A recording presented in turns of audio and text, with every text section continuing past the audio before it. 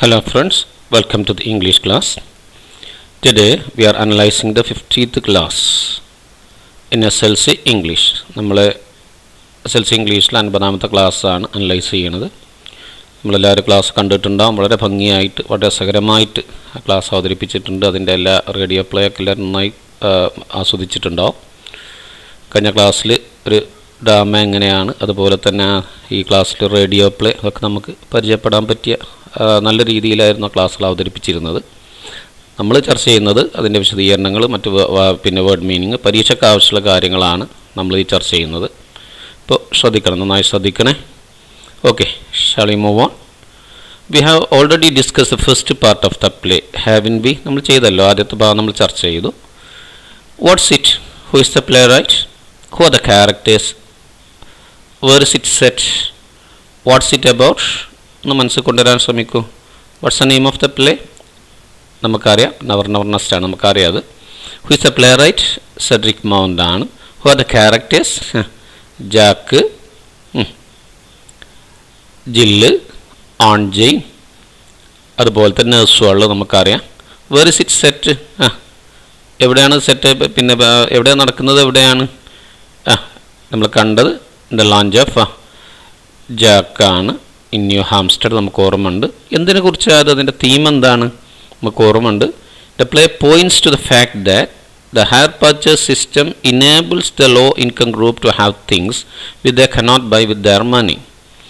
On the other hand, the system makes people extravagant. They fall into the habit of borrowing, which makes them unhappy. കഴിഞ്ഞ class ചർച്ച ചെയ്ത ഓർമ്മയുണ്ടോ? അതൊക്കെ പഠിക്കണം. Nowadays, why did Orjane exclaim charming? എന്തുകൊണ്ടാണ് ഓൺജെയിൻ charming എന്ന് പറഞ്ഞത്? വളരെ മനോഹരമാണ്, മനം കവരുന്നതൊക്കെ പറയാനുള്ള കാരണം എന്താണ്?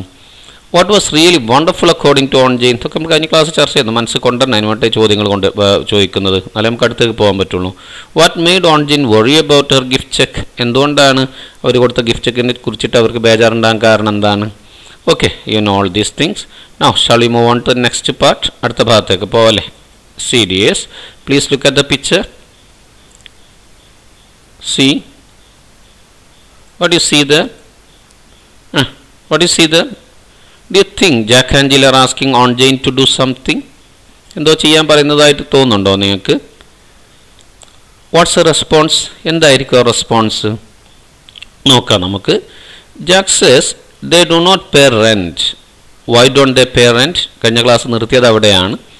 ഞങ്ങൾ റെൻറ്റ് കൊടുക്കുന്നില്ല എന്ന് പറഞ്ഞാൽ നിർത്തിയത്. എന്തുകൊണ്ടായിരിക്കും റെൻറ്റ് കൊടുക്കാത്തത്? We can know everything. Let us read the next part of the play together. കൂട്ടായിട്ട് വായിക്കാം, നമുക്ക് കൂടെ വായിക്കണേ. Orjane, but Jack, if you don't pay rent, you will get turned out into the street. And that would never do. You have Jill and a baby to think of now, you know. Jack, no, Orjane, you misunderstood me. We don't pay rent because the house is ours. Orjane, yes. Jill, why yes, you just pay £10 and it's yours. Jack, you see Orjane, we realized how uneconomic it is to go on paying rent year after year when you can buy and enjoy a home of your own for £10 and a few quarterly payments, of course. Why be Mr. Tenant when you can be Mr. Owner? Orjane, I see, yes, there's something in that. Even so, you must be getting on very well to keep up a place like this. Jill, oh, he is Orjane. Why, only last year he had a 5-shilling rise, didn't you, Jack? Jack modestly, of course, that was nothing really. I am expecting 10 this Christmas. Orjane suddenly, Jack, had just thought of something. That car, is it yours? Jill, of course it is ours. Orjane, all yours? Jack, well no, not exactly all. Orjane, how much of it? Jill, oh, I should say the steering wheel and one of the tires and about 2 of the cylinders. But don't you see, there's a wonderful thing about it. Orjane, I don't see anything wonderful about it.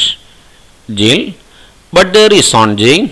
You see, although we could never buy a car outright, we can enjoy all the pleasures of motoring for a mere £5 down. Orjane, and the rest by easy installments, I suppose. Jill, exactly. On Jane, exactly. And what about the radio? What's it? Jack, well, that's the on Jane and the piano. Jill, well, of course. On Jane and the furniture. Jack, I'm afraid so. On Jane, I suppose all you own this leg. She points to one. Well, no, as a matter of fact, it is that one. She points to another. On Jane, and the rest belongs to Mr. Sage, I suppose. Jill, yes. On Jane, well, I'm not going to sit on Mr. Sage's part for anyone. Okay, dears, വളരെ രസകരമായി funny ആയിട്ടുള്ള ഭാഗമാണ് വായിച്ചെങ്കിൽ മനസ്സിലായിട്ടുണ്ടാവും, കുറേ കാര്യങ്ങൾ മനസ്സിലായിട്ടുണ്ടാവും. Okay, dears. Now, if they don't pay rent, what will happen? Rent കൊടുക്കാതിരുന്നാൽ എന്തുണ്ടാവും എന്നാണ് ഓൺ ജെയിൻ പറയുന്നത്. നിങ്ങൾ ശ്രദ്ധിക്കണം കേട്ടോ, വായിച്ച് നോക്കണം. ബുക്ക് നിങ്ങളുടെ മുമ്പിലുണ്ടാവും, നോക്കിയിട്ട് നിങ്ങൾക്ക് പറയാൻ ശ്രമിക്കാം. ഒന്നായിട്ട് പറയുമ്പോൾ ഞാൻ പറയത്. ഇപ്പം നിങ്ങൾ ചിന്തിപ്പിക്കാൻ വേണ്ടിയ ചോദ്യങ്ങൾ ചോദിക്കുന്നത്. Why don't they pay rent? എന്തുകൊണ്ടാണ് ജാക്കും ജില്ലും റെൻറ്റ് കൊടുക്കാത്തത്? What rise did Jack have last year? എത്ര രൂപയാണ്, എന്ത് ഇൻക്രിമെൻ്റ് അദ്ദേഹത്തിന് പിന്നെ പേലുണ്ടായത് കഴിഞ്ഞ വർഷം? Do they really belong the car? യഥാർത്ഥത്തിൽ അവരുടേതാണോ car? What about the furniture? Furniture avaridano. Right, yes. Let us know more about the story. I suppose all you own is this leg. Why does on Jane say so? രസകരമായിട്ട് തമാശയിൽ അങ്ങനെ പറയുന്നുണ്ട് on Jain. എന്തുകൊണ്ട് അങ്ങനെ പറയാൻ കാരണം? We can read the play again silently. Please read the play again silently and note the important words. മനസ്സിട്ട് വായിക്കണം, കിട്ടാത്ത വാക്കുകളൊക്കെ നോട്ട് ചെയ്യണം. എല്ലാം നമ്മൾ ചർച്ച ചെയ്യും, നല്ലോണം ശ്രദ്ധിക്കണം കേട്ടോ. റൈറ്റ്.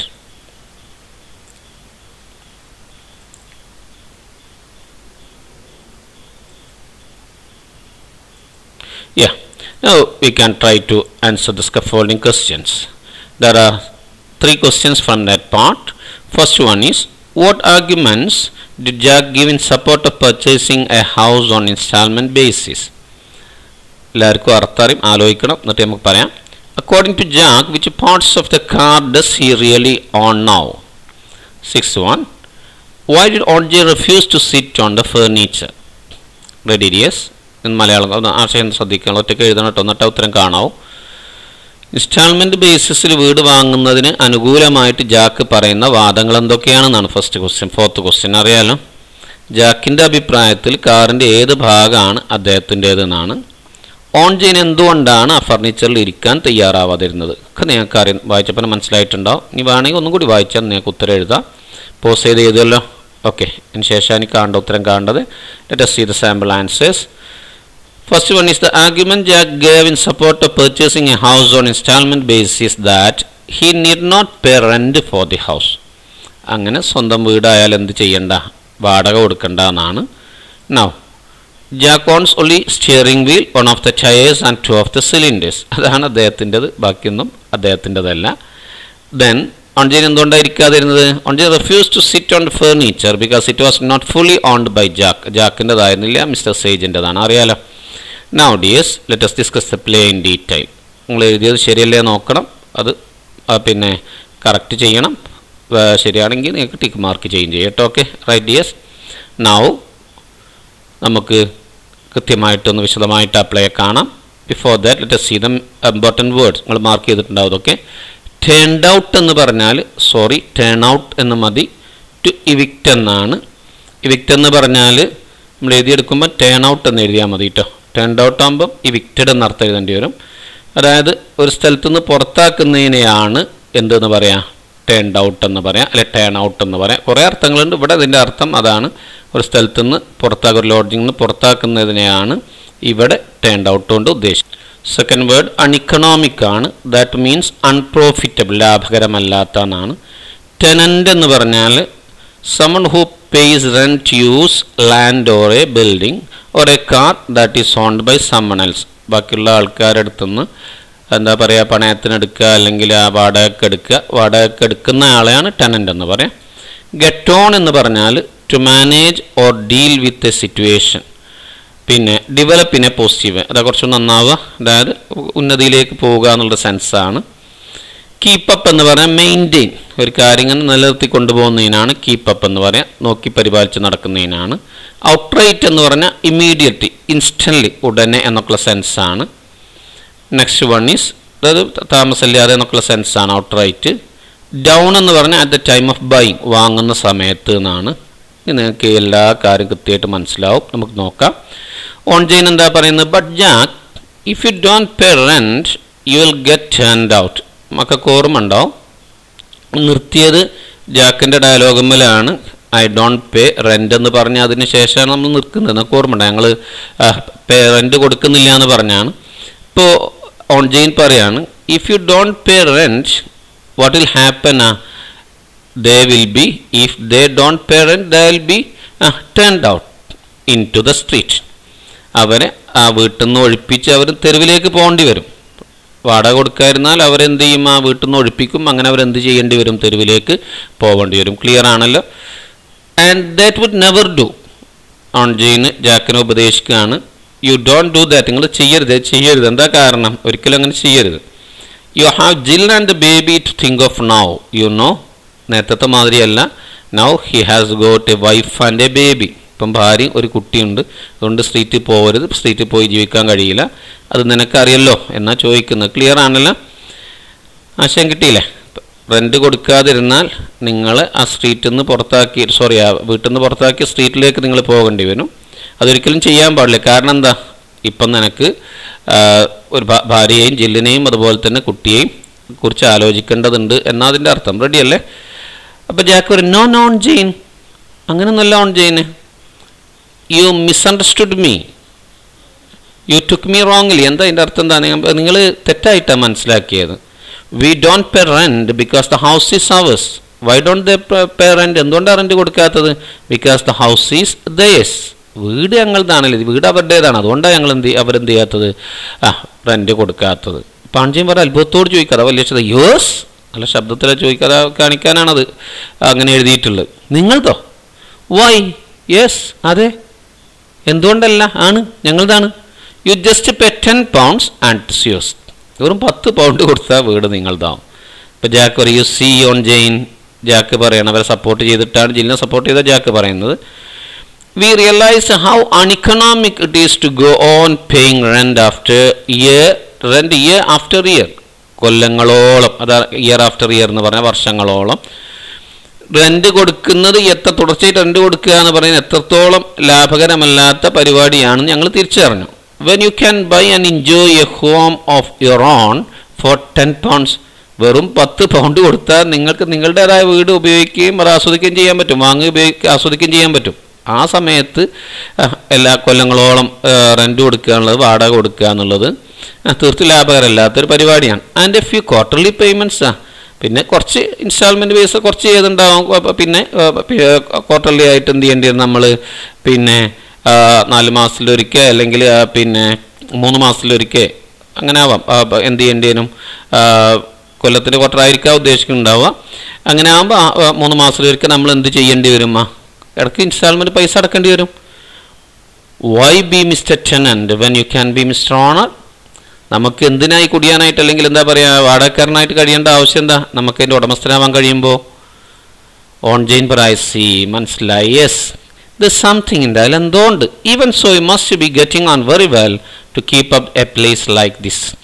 ഓക്കെ, അങ്ങനെയാണെങ്കിലും നിങ്ങൾ ഇതുപോലുള്ളൊരു സ്ഥലം, അത്ര നല്ലൊരു വീടും കാര്യങ്ങളൊക്കെ മെയിൻറ്റെയിൻ ചെയ്ത് കൊണ്ടുപോകാൻ, അതാ കീപ്പപ്പ് അറിയാമല്ലോ, നിങ്ങൾക്ക് അത്യാവശ്യം കിട്ടുന്നുണ്ടാവും. അത് സാമ്പത്തിക പുരോഗതി ആയിരിക്കണം ഇവിടെ ഗെറ്റിംഗ് കൊണ്ട് ഉദ്ദേശിക്കുന്നത്.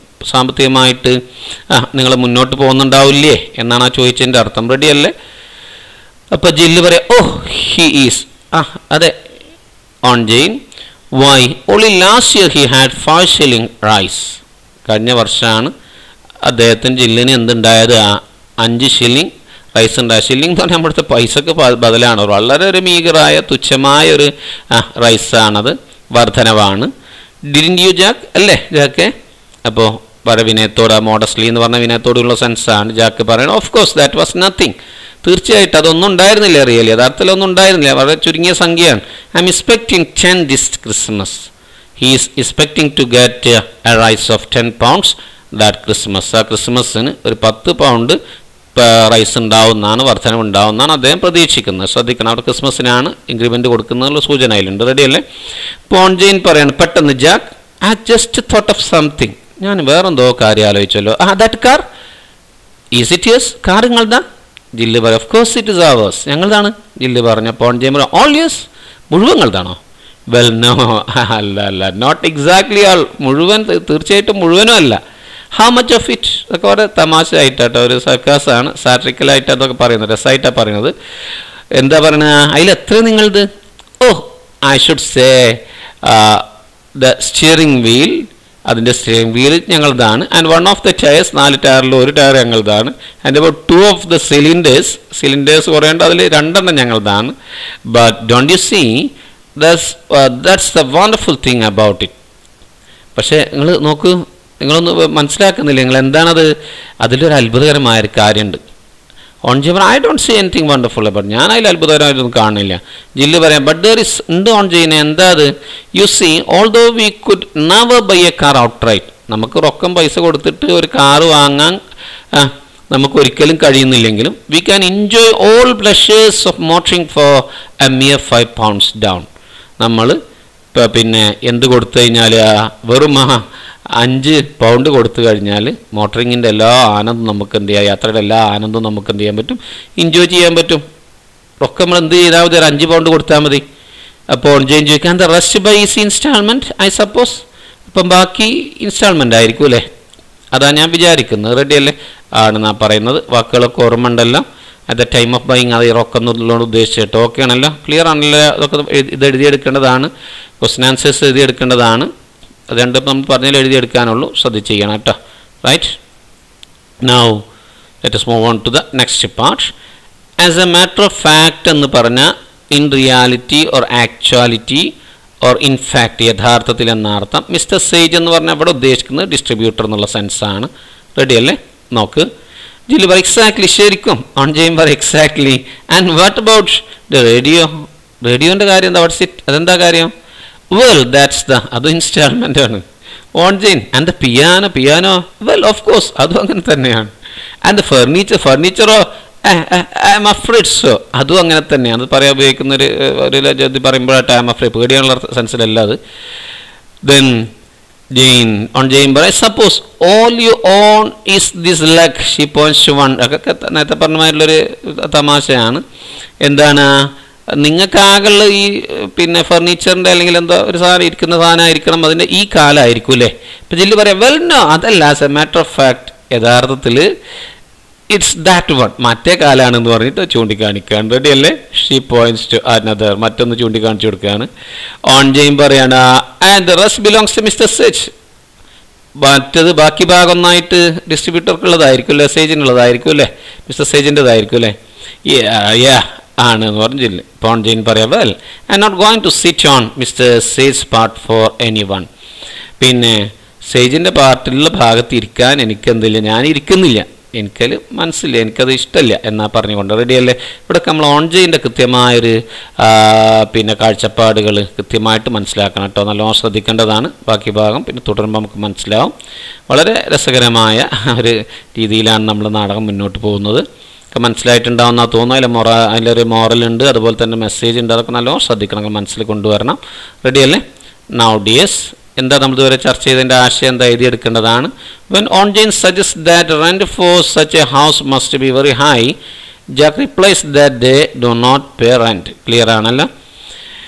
Then he tells her that do not pay rent, tells her that they do not pay rent as they own the house. എന്താ അവർ പറഞ്ഞത്? ജാക്ക് പറഞ്ഞത് എന്താ? അവരുടേതാണ് വീട്, അതുകൊണ്ടാണ് റെന്റ് കൊടുക്കാത്തത് പറഞ്ഞു. They bought it on installment just like they bought all the other things in the house. ബാക്കി സാധനമൊക്കെ വാങ്ങിയതുപോലെ ഇതും ഇൻസ്റ്റാൾമെൻറ്റിലാണ് വാങ്ങിയത്. On Jain then realized that though Jack and Jill have everything in their house, അതെല്ലാം ഉണ്ടെങ്കിലും nothing really belongs to, ഒന്നും അവരുതല്ല. They bought everything on installment basis. ഒക്കെ instalment basis വാങ്ങിയതാണ്. In their car only a chair and 1 or 2 other things have been paid for. അതായത് ആകെ കൊടുത്തിട്ടുള്ളൂ. Only one leg of the sofa has been paid for. സോഫൻ്റെ ഒരു കാലിൻ്റെ പൈസ അവർ കൊടുത്തിട്ടുള്ളൂ. The sarcasm become high when Jack says that only one leg of their chair belongs to them and the other 3 belongs to Mr. Sage, the distributor. Clear നമുക്ക് okay അല്ലേ? നല്ല രസകരമായ രീതിയിലാണ് കഥ പോകുന്നത്. റെഡിയാണല്ലോ? എഴുതിയെടുക്കണം കേട്ടോ അത്. Now ഇതിൽ അസൈൻമെൻറ്റ് നിങ്ങൾക്ക് ഓർമ്മ ഉണ്ടാവും. Jack receives a letter from the bank which adjust him to pay the due amount of the home loan as early as possible. How would that letter be എന്നാണ്. മക്കൾ എന്താ ചെയ്യേണ്ടത്? ലെറ്റർ എഴുതാനാണ്. ആർക്കാണ് കത്ത് കിട്ടിയത്? ജാക്കിനാണ്. ജാക്ക് ആർക്കാ കത്ത് എഴുതുന്നത്? ബാങ്കിൽ നിന്നാവുമ്പോൾ ബാങ്ക് മാനേജർക്കായിരിക്കും ജാക്ക് കത്ത് എഴുതുന്നുണ്ടാവുക. അപ്പോൾ അത് എന്ത് ടൈപ്പ് ലെറ്റർ ആയിരിക്കും എന്ന് ആലോചിച്ച് നോക്കൂ. പേഴ്സണലാണോ, ഒഫീഷ്യലാണോ, അല്ലെങ്കിൽ ഫോമലാണോ, ഇൻഫോമലാണോ? തീർത്തൊരു ഫോമൽ ലെറ്റർ ആയിരിക്കും. അറിയാലോ, ഫോമൽ ലെറ്ററിൻ്റെ ഫോമാറ്റൊക്കെ അവിടെ കൃത്യമായിട്ട് നമ്മൾ ചർച്ച ചെയ്തിട്ടുണ്ട്. ഓർമ്മണ്ടോ അറിയില്ല. പ്രോജക്റ്റ് ടൈഗർ എന്ന് പറയുന്ന പാഠത്തിൻ്റെ പിന്നിൽ അതിലെ ഫോമാറ്റ് നമ്മൾ ടെക്സ്റ്റിൽ തന്നെയാണ് നിങ്ങൾ കണ്ടിട്ടുണ്ടാവും. നമ്മൾ വേറെയും പലപ്പോഴും നമ്മൾ ചർച്ച ചെയ്തതാണ്. അതുകൊണ്ട് ഞാൻ കൂടുതൽ സമയം എടുത്ത് ചെയ്യുന്നില്ല. നിങ്ങൾക്കത് വെച്ചിട്ട് എന്ത് ചെയ്യാം, പിന്നെ കത്ത് എഴുതാം. കത്ത് കാര്യം മനസ്സിലായാലും എന്താ അവിടെ പ്രശ്നം? എന്താ? ഹോം ലോണിൻ്റെ പിന്നെ അതിലെ എമൗണ്ടിൽ ഏതാനും ഇൻസ്റ്റാൾമെൻറ്റ് ഡ്യൂ ആയിട്ട് വന്നിട്ടുണ്ട്, അടക്കാൻ വൈകിയിട്ടുണ്ട്. അപ്പോൾ അത് പെട്ടെന്ന് അടക്കണം എന്ന് പറഞ്ഞിട്ടാണ് എന്ത് ചെയ്യുന്നത്, കത്ത് കിട്ടുന്നത് ജാക്കിന്. അതിൻ്റെ റിപ്ലൈ ആണ് എന്ത് ചെയ്യേണ്ടത്. പിന്നെ Jack receives a letter from the bank which adjust him to pay the due amount of the home loan as early as possible. Sorry കേട്ടോ, അതായത് ജാക്കിന് കിട്ടിയ ലെറ്ററാണ് നിങ്ങൾ എഴുതേണ്ടത് കേട്ടോ. അപ്പം ബാങ്കിൽ നിന്നായിരിക്കും, ബാങ്ക് മാനേജർ ആയിരിക്കും കത്ത് എഴുതിയിട്ടുണ്ടാവുക. എന്തായാലും ഫോമലാണ്. പിന്നെ എത്രയും പെട്ടെന്ന് പൈസ അടക്കണം എന്നും പറഞ്ഞിട്ടാണ് എന്ത് വന്നിട്ടുള്ളത്, കത്ത് വന്ന്. ആ കത്താണ് നിങ്ങൾ എഴുതേണ്ടത്. ഫോമൽ ലെറ്ററാണ്. നമുക്ക് ആലോചിച്ച് ശ്രദ്ധിച്ച് ചെയ്യാതെ കുഴപ്പമുണ്ടാവില്ലല്ലോ. Right, this a sample. നിങ്ങൾ എഴുതിയതിന് ശേഷം ഇത് എഴുതിയെടുക്കണം. എന്നിട്ട് എന്ത് ചെയ്യണം, കമ്പയർ ചെയ്യുമ്പോൾ കേട്ടോ. റെഡി അല്ലേ? ദ ഫ്രം ഉണ്ട്, ടു ഉണ്ട്. ബാങ്ക് ആകുമ്പോൾ ബാങ്ക് മാനേജർ ആയിരിക്കും എഴുതിയിട്ടുണ്ടാവുക. ടു ഉണ്ട്, ജാക്കിനാണ്. സെർ ഉണ്ട്, സബ്ജക്റ്റ് ഉണ്ട്. ഒക്കെ നല്ലോണം നോക്കണം. Payment of the due amount of home loan. വേണമെങ്കിൽ ഇത് നമ്പറൊക്കെ ഉണ്ടാവാം ചിലപ്പം. അത് വേണമെങ്കിൽ നിങ്ങൾക്ക് എഴുതാം. എന്തെങ്കിലും നമ്പറൊക്കെ വേണമെങ്കിൽ കൊടുക്കാം. ആ ലോണിൻ്റെ നമ്പറൊക്കെ ഉണ്ടാവും, വേണമെങ്കിൽ അത് കൊടുക്കാം. അത് ഇവിടെ ഉണ്ട്. ഇങ്ങനെ ഇതേപോലെ എന്തെങ്കിലും നമ്പറൊക്കെ നിങ്ങൾക്ക് വേണമെങ്കിൽ ഇവിടെ എഴുതാം. It is to inform you തന്നെ കാര്യം നേരാണ്ട് പറയാം. That monthly installment may of the home loan is due for 2 weeks. It was to be paid on എന്നാണ് അടക്കേണ്ടത്. The total amount of £20 should be paid without delay. We hope that you will take it as a reminder and pay the said amount as soon as possible. ഫോമുലേറ്ററിലും ഒരുപാട് കാര്യങ്ങൾ എഴുതേണ്ടതില്ല. Thanking you in anticipation. Yes, faithfully. ST bank branch manager. ഒപ്പൊക്കെ clear അല്ല, കുഴപ്പമില്ലല്ലോ. കൃത്യമായിട്ട് നിങ്ങൾ ശ്രദ്ധിച്ചിട്ടുണ്ടാവും. ഇവിടെ പിന്നെ ഡേറ്റൊക്കെ ഇവിടെ തന്നെ കൊടുത്തിട്ടുണ്ട്. അങ്ങനെ ഈ ഫോമാറ്റ് നമ്മൾ പഠിച്ചിട്ടുണ്ട്. റെഡിയല്ലേ? അപ്പോൾ അതുകൊണ്ടാണ് വേറെ എഴുതാത്തത്. കുഴപ്പമൊന്നുമില്ലല്ലോ. അപ്പോൾ എഴുതിയെടുക്കണം. നൗ ഡിയേഴ്സ്, അതൊന്ന് ശ്രമിച്ചു നോക്കുക. Write a paragraph on how Jack and Jal lived in A beautiful house with all comfort. അതിനെക്കുറിച്ചുള്ള ഒരു പാരഗ്രാഫ് എഴുതാനാണ്. ശ്രമിച്ചു നോക്കുക. നിർബന്ധമൊന്നുമില്ല, എഴുതി ചോദ്യം എഴുതിയാൽ മതി. ഇത്രയുടെ നിർബന്ധമില്ല, ചെയ്തു നോക്കാം. പാരഗ്രാഫിനെ പറ്റിയൊരു ചോദ്യമാണത്. Now dears, hope you have learned what you have discussed. Thank you for watching. Meet you again. Till then, goodbye.